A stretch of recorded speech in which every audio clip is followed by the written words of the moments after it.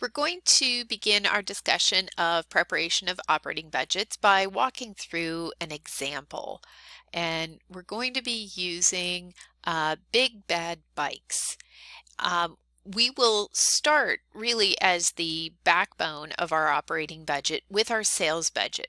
We have our 4 quarters here, and we expect, and we're new in business, that we think that we're going to sell 1,000 in the first quarter, 1,000 in the second quarter, but things are going to start to ramp up in the third and fourth quarters. We also think that we can raise our prices for the latter half of our first year. And this is really, again, going to give us our basis for formulating the other budgets that we're going to need to create to support this. Big Bad Bikes requires a target ending inventory of 30% of the next quarter's sales. So our desired ending inventory is going to be 300 units because our next quarter's sales we expect will be 1,000 units. So in quarter one, we want to make sure that we have 300 in ending units. We add what we expect to sell in quarter one to what we need to have in ending inventory in quarter one, and what that tells us is that we need to make sure that we have 1,300 units.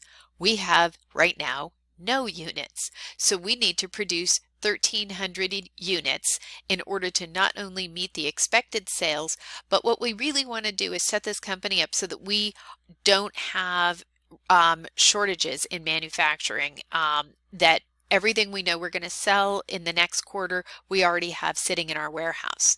So again, in order to make that happen during our first quarter in business, we've got to do a lot of production, and all of our first quarter production needs to be met right off the bat. When we look at quarter two, 30% as we're looking ahead to quarter three is 450 units. And so we will need to have a total of 450 units, but we will start off with the 300 units that we had manufactured during the first quarter. So we only need to make 1,150 more units. We then get to quarter three and we look ahead to quarter four at the 30% to figure out what our ending inventory is, add that to what we think we're going to sell. That tells us overall what we will need to have for inventory. When we look at what we started with of the 450 units, that tells us we have to produce 1,800 units, and so on down the line. And so this is also a reason that doing a rolling budget is helpful, because it's really hard when you're budgeting on this kind of a basis where your current ending inventory is going to be based on future sales. If you don't have that that next quarter projection ready and waiting, it's very difficult to then start flat-footed and figure out how you're going to move forward into the next period. Based on the sales budget and then what we know we're going to have to manufacture each quarter, we're then able to start looking at what we need to have in terms of materials. And we can estimate that we use 3.2 pounds of material for each of the units that we produce, and that costs $1.25 a piece. And we want to have 20% of the next quarter's material needs on hand as our desired ending materials inventory. So don't confuse that with ending finished goods. This is now what we need to have. We want to have at least 20%. So we don't want to have to start our next quarter production on day one having nothing in terms of materials on hand to start that production with. So we want to have at least 20% of what we need at the start of the quarter, and then we can continue to purchase during the quarter as we need to finish the rest of the quarter's production. But because we know what we will need to produce and we know what those materials are, and that we've decided 20% is our kind of our zone of safety in terms of making sure that we don't run out of materials and that we don't have more on hand than we really need to have, because having stuff just sitting around that we've paid for isn't a good use of money. we're able to then apply the same rationale that we did with our ending finished goods inventory to then figure out how we're going to need to calculate what we need to have for materials. So here we want to have 20% of what we're going to need from the next quarter in our beginning materials inventory, and so that's 736, and we would just again look a quarter ahead down the road.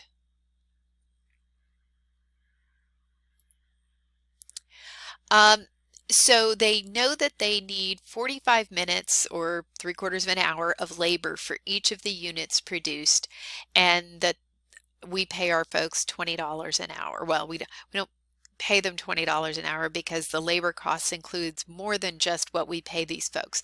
If we're also having to pay insurance benefits, and we're paying retirement, or we're, things like that, workers' comp, that's all going to get calculated into our labor figures. And so we know that our first quarter production run is going to be 1,300 units, and that again comes from our production budget. We can then use the hourly labor figure and the production budget to have a direct labor budget. Sorry about that, had to sneeze. So we can then move into preparing our manufacturing overhead budget, and we're going to have the information from that from our direct labor budget. So we know that we've got 975 direct labor hours, and we're going to apply the various indirect rates, hourly rates, to those budgeted labor hours, and that will allow us to calculate our total variable manufacturing costs. And then we, of course, have all of our fixed costs that are going to be our fixed costs, whether we make one thing or 100 million things. Well, okay, maybe not 100 million things, but our insurance is going to be the same depreciation, unless we, buy some new equipment or get rid of equipment or something like that. But for the most part, the fixed costs are going to be what they are, regardless of what we produce, within the relevant range anyway.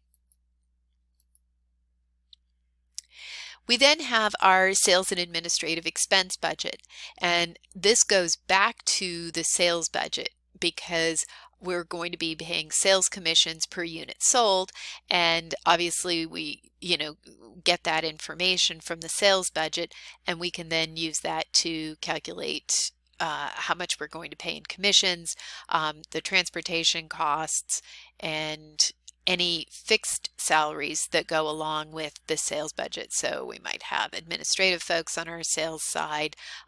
We may have separate insurance costs on the sales side from the manufacturing side. Now, based on what we've produced or what we plan to produce and what we believe of that we will actually sell, we can come up with a budgeted cost of goods sold and a budgeted ending inventory. And you might say, well, why is that important? And that will then allow us to create budgeted financial statements.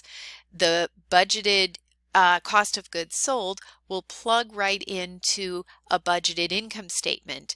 And so rather than waiting until the end of the year to produce an actual one and see what we did, which would, of course we will do, we can in advance prepare one and determine what we forecast our net income to be.